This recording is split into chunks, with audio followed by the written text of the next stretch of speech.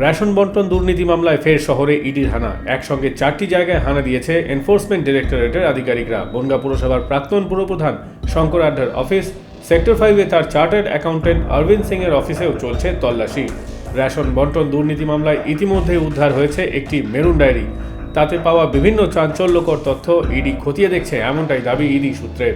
রাজ্যের প্রাক্তন খাদ্যমন্ত্রী জ্যোতিপ্রিয় মল্লিকের প্রাক্তন আপ্তসহায়ক অভিজিৎ দাসের বাড়ি থেকে উদ্ধার হয়েছিল ওই ডায়েরিটি। ইডি সূত্রে খবর, তাতে পাওয়া গিয়েছে বিভিন্ন লেনদেনের হিসাব। সূত্র মারফত আরও জানা গিয়েছে, অভিজিৎ দাস ইতিমধ্যেই বয়ান দিয়েছেন জ্যোতিপ্রিয় মল্লিকের নির্দেশেই তিনি টাকা নিয়েছিলেন। ইডি আধিকারিকরা তদন্ত করে সল্টলেকের সেক্টর 5-এ শঙ্কর আড্ডার ওই চার্টার্ড অ্যাকাউন্টেন্টের অফিসের খোঁজ পান। সেই মতো এই দিন তল্লাশি চালানো হয় ওই অফিসে। ওই অফিসের তলায় নিরাপত্তার দায়িত্বে রয়েছেন কেন্দ্রীয় বাহিনীর জওয়ানরা, এমনকি মহিলা জওয়ানদেরও মোতায়েন করা হচ্ছে সেখানে। অন্যদিকে নিউ মার্কেটের কাছে চৌরঙ্গি লেনে SR আড্ডো ফাইন্যান্স প্রাইভেট লিমিটেডের অফিসেও চলছে ইডির অভিযান। এটি শঙ্কর আড্ডোর ফোরেক্স কোম্পানি, এমনটাই দাবি ইডি সূত্রের।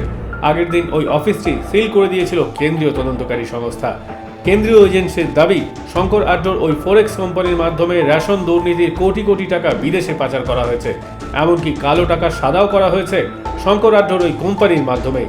ইডির আরও দাবি, ফোরেক্স কোম্পানির মাধ্যমে বিদেশি মুদ্রা বিনিময়ের নির্দিষ্ট নিয়ম মেনে এই সংস্থা খোলা হয়নি, এমনকি কাজকর্ম বেআইনিভাবে হচ্ছিল। রেশন দুর্নীতির তদন্তে নেমে এর আগেই গ্রেপ্তার করা হয়েছে রাজ্যের প্রাক্তন খাদ্যমন্ত্রী জ্যোতিপ্রিয় মল্লিককে। লাগাতার তদন্তের মধ্যে বনগাঁ পুরসভার প্রাক্তন চেয়ারম্যান শঙ্কর আড্ডোকেও গ্রেপ্তার করা হয়। তবে এখনও কোনো খোঁজ নেই সন্দেশখালীর তৃণমূল নেতা শেখ শাহজাহানের। তার বাড়িতে তদন্তের কাজে গিয়ে হামলার মুখে পড়তে হয় এনফোর্সমেন্ট ডিরেক্টরেটের আধিকারিকদের। আহত হন 3 ইডি আধিকারিক, মাথা ফাটে এক ইডি কর্তার। গোটা বিষয়টি আদালত পর্যন্ত গড়ায়। এক্ষেত্রে শঙ্কর আড্ডের সঙ্গে শেখ শাহজাহানের কেমন যোগাযোগ ছিল সেই দিকটিও খতিয়ে দেখছেন ইডি আধিকারিকরা। Bureau report, West Bengal live.